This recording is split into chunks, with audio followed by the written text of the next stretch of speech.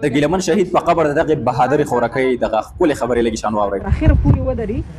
موږ که هغه یتیمانو ته دغه پلار سایه بیرته نشو ورکولی خو د هغو ژوند د بهترۍ دپاره موږ د کام ټول بچي بهتر کولی سو د کام ګوره که موږ په یوه هغه د شهید په بچي خواري وکړو هم خو هغه چې ټولنې ته راوځي ټولنه بیرته هغه رنګه جاهله وي که نه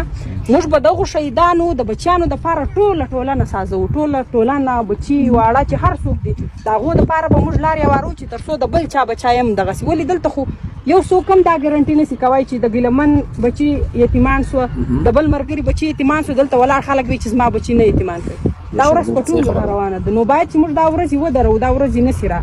نو بس خدای ته د موږ همت راکړي چې د شهادت او د نورو شهادتونه دا رنګه نسي ضایع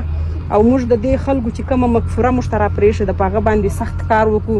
سهار و ماښام یې وکړو ښځې او سړي یې وکړو تر څو دا د شهادتونو لړۍ ودرو خدای مو د له نوره غمه دا یو خورکۍ وه چې د ګیلمن شهید په قبر باندې ولاړه ده او د خلکو له تسلي هم ورکړې هغې ته پوهنه هم ورکړې ده ګارنټي وي موږ چېرته نشو اخیستلی چې یاره لکه دا نن چې کومه واقعه ده د ګیلمن شهید سره وشوله نو داسې د بل چا سره ګنې نشي کېدلی دا د بل چا سره هم کېدلی شي او د بل بچی هم یتیم کېدلی شي نو ښه خبره دا ده چې موږ د دې د کورنۍ سره ودرېږو د هغې سره امداد وکړو یقین وکړئ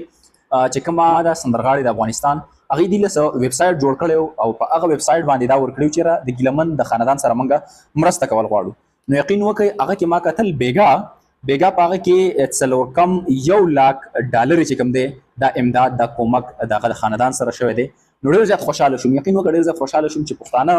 د پښتون په سپورټ کې ودرېږي او پښتون سره څنګ په څنګ باندې ولاړ دي دلته په دې کس ورسره لیکلي چې د ارمان شهید خور د ګیلمن شهید په قبر نو د دې کېدای شي څوک شهید شوی ځکه د مات زړه والا کس د بل مات زړه په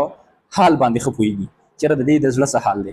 دغه فرق او دغه په یو بل کې مه کوئ د یو بل سره ورورولي کوئ د یو بل سره ودرېږئ د هغې سره امداد کوئ د هغې سره مرسته کوئ